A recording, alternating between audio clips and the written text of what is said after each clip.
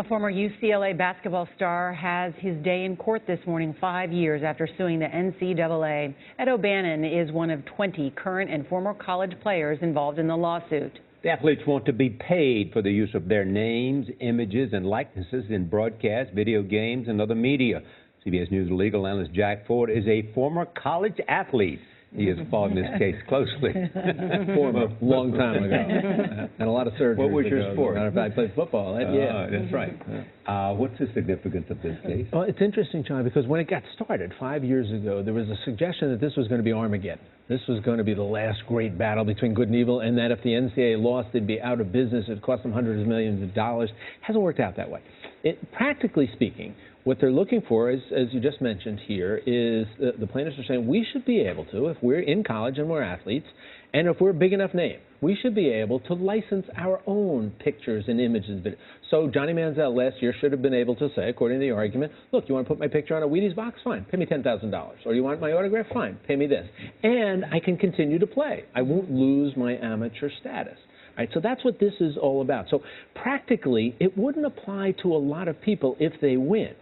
But the concept is huge, because the concept would be amateurism is now gone. You can be a college athlete, but you can be getting paid not to play. All right, that's a different argument. That's not what's happening in this courtroom. But you could be paid for who you are and your image and your pictures. So what's the flip side of that? I mean, according to the NCAA, flip side is what's wrong with the plaintiff's argument? Flip side is the NCAA says two things. They say, one, first of all, it's always been the core of amateurism that you don't get paid to play. And that's the difference between college athletics and the pros. They're saying, otherwise, why do we have a distinction here? We give you a free college education. That's what they say. They say there is a trade-off here. You're getting a college education, which can be worth $250 million at some of the higher-end colleges and universities. And in return for that, you sign, I signed it when I was playing in college, you sign something that says we'll be able for these 4 years to use your picture and stuff for marketing for the university or for the NCAA, and that's the trade-off that they're saying. But the coaches make big bucks, the school makes big bucks, the media makes big bucks.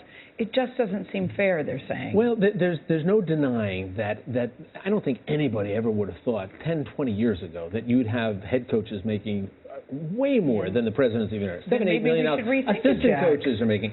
I think the argument is that players, everybody else is getting money and players are not. It makes a lot of sense at some levels, except if you accept the notion that says the value of a college education is extraordinary. And that's what they're no middle ground here to find out some creative way to do this. I don't think you're going to see a settlement here, Charlie, because it's right now 2 parties have settled out. EA Sports, which made the video games, and the Collegiate Licensing Service, which was involved in it. They paid out $40 million, and they've said it's in a pool. You guys figure out how to distribute it.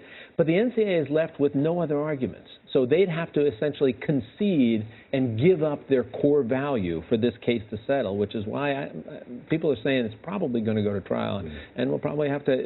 It's by a judge, not a jury, and then ultimately whoever wins or loses, you get some sort of an appellate decision that would create some new law out there one way or another. It'll be interesting to see how it turns out. Thank you, Jack.